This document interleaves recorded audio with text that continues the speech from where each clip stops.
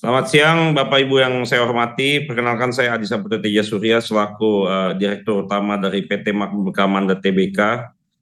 Pada hari ini kita akan melakukan public expose incidental, tepatnya 10 April, dan kita mulai di jam 3.13. Untuk next. Agenda kita adalah sekilas kinerja perseroan di tahun 2022 dan kinerja dan rencana perseroan tahun 2023. Sedikit gambaran dari apa yang kita lakukan. PT Makmur Kamanda Tbk, dari perumahan kita sudah ada Citra Fajar Golf, kawasan industri dan pergudangan itu ada Safe and Lock Eco Industrial Park di mana seluas dengan 262 hektar, dan Halal Industrial Park Sidoarjo adalah kawasan industri halal pertama di Indonesia sebesar 148 hektar. Dan untuk entitas anak kita sendiri pun, Makmur Kamanda Hotel, kita mempunyai hotel di Bali Ubud dengan nama Element by Westin Bali. Next. Pemegang saham saat ini tidak ada perubahan ya, dari jadi 81,54% dipegang oleh PT Gere Primamanda selaku holding company PT MBA, 2,95% dipegang Ibu Xiao Jenis Maria selaku komisaris dari perusahaan ini, 0,41% dipegang oleh Bapak Johan Teja Surya selaku komisaris utama, dan sisanya sebesar 15,1% di masyarakat.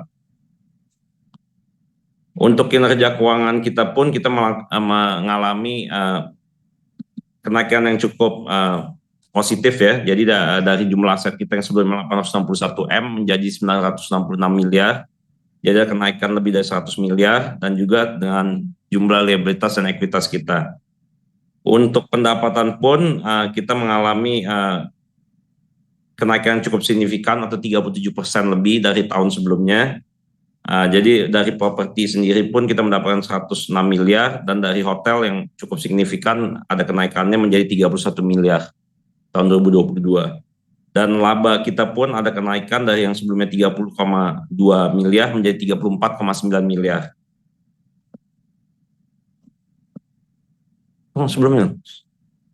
Jadi untuk pendapatan kita di tahun 2022 untuk pendapatan unit gudang sendiri 65 miliar mengalami kenaikan, dan juga untuk sewa sesuai dengan target kita untuk meningkatkan recurring income kita ada kenaikan dari 36 menjadi 39 miliar.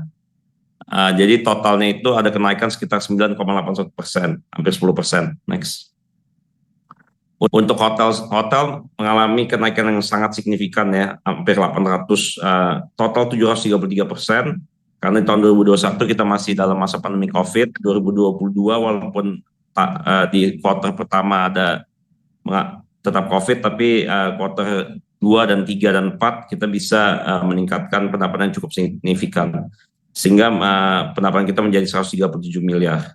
Dan komposisi pendapatannya 77% dari properti atau dari MBA Tbk, dan 23% itu dari hotel.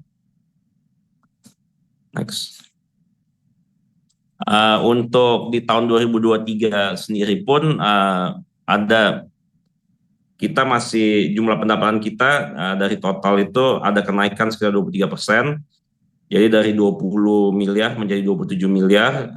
Yang signifikan adalah kenaikan dari pendapatan hotel yang sebelumnya hanya 2 M menjadi 10 M. Dan untuk penjualan dan sewa almost the same sama tahun lalu ya. Next. Sekilas pencapaian kita di tahun 2022 adalah kita dipilih menjadi Best Halal Industrial Estate di Award Indonesia Halal Industry Awards 2022. Dengan HIPS pun menjadi kawasan industri halal pertama. Kantor manajemen halal kita sudah terbangun dan kita sudah memiliki lebih dari 28 tenan yang masuk. Next. Ini yang kita sedikit gambaran tentang proyek baru kita adalah HIPS, Halal Industrial Park Sidoarjo. Adalah salah satu kawasan industri halal pertama di Indonesia, di mana nantinya ada kantor manajemen halal, lab halal, halal logistik, dan penyelidikan dan auditor halal yang sudah ada ya sekarang. Next. Dan klien kita yang dapat untuk sewa di tahun ini di kuartal pertama adalah Misway yang mungkin Bapak Ibu sudah tahu, dan juga Mayora Group dari PT Cipta Niaga Semesta.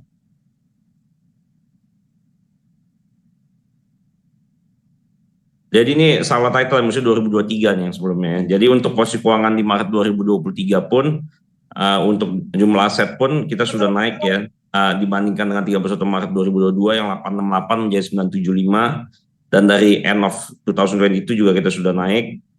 Next, untuk pendapatan, kita mengalami kenaikan yang cukup signifikan dari 20 menjadi 27 M dengan jumlah laba sebesar 8,3 miliar rupiah dibandingkan dengan 1,7 di kuartal 1 tahun 2022. Next.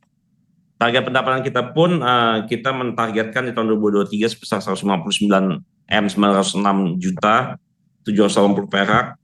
Ini kira-kira komposisi yang kita targetkan, bangunan dari properti penjualan itu sebesar 70 miliar, 69,1 miliar, dari sewa bangunan 47 miliar, dan dari hotel pun sebesar 43,3 miliar.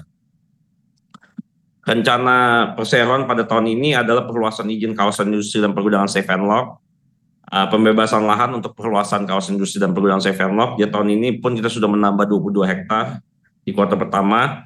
Kita akan membangun juga untuk properti investasi loading dock sebesar 9.600 meter persegi dengan target penyelesaian Mei, dan sorry ini mungkin ada lagi juga satu lagi 3.100, jadi sekitar 1,2 hektar kita bangun.